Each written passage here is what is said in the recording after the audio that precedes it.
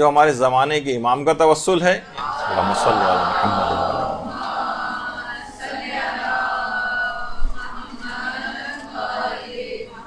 ان کا توسل بھی لازمی ہر دعا کے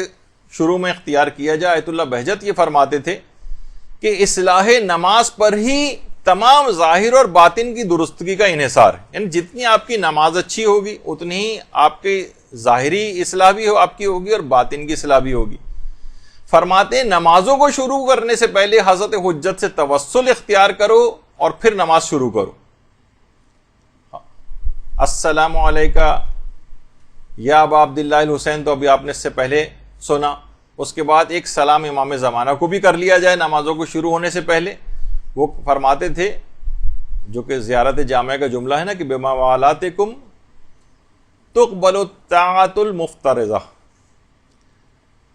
کہ آپ کی ولایت ہی تمام واجب عبادتوں کی قبولیت کا آپ کی ولایت کے اوپر انحصار ہے۔ تو وہ فرماتے تھے کہ ہماری تمام جو واجب عبادتیں بھی وہ بھی ولایت ہی کے ذریعے قبول ہوتی ہیں۔ تو امام زمانہ سے توسل اختیار کیا جائے، اس کے بعد پھر نماز شروع کی جائے۔ اور آیت اللہ کشمیری،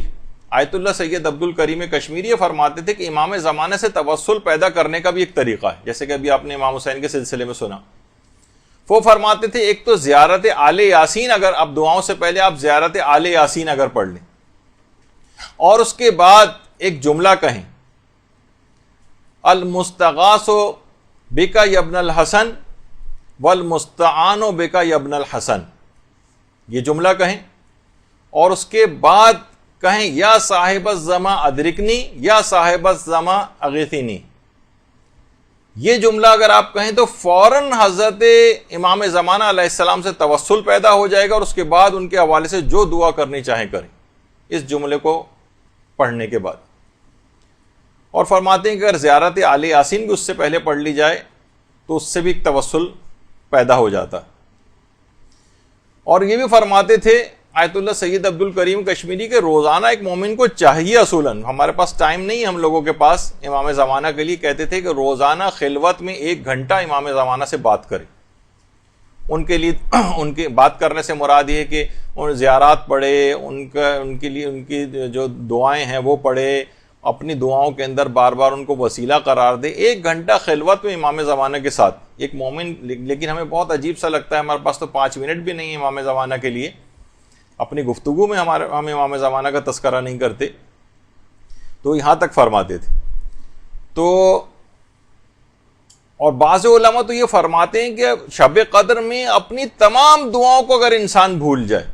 اور فقط صرف ایک دعا، حضرت حجت کے ظہور کی دعا اگر وہ شخص کر لے تو یہ اس کے تمام مسائل کے حل کے لیے کافی، کوئی اور دعا نہ کرے، نہ اپنے لیے نہ کسی اور کے لیے مثلا، اور فقط حضرت حجت کی دعا کے لیے دعا ان کے ظہور ہو جائے، ان کا ظہور ہو جائے، بار بار اس کی تکرار کرتا رہے، تو تمام دنیا کے مسائل کے حل کے لیے اس کی یہ دعا کافی۔ تو بہرحال یہی وجہ ہے کہ آیت اللہ عبد الکریم کشمیری یہ بات بھی جملہ ارشاد فرماتے تھے کہ جمعے کے دن عصر کا جو وقت ہے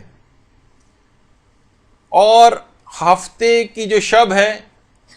وہ فرماتے تھے کہ یہ بہت غمگین وقت ہوتا ہے۔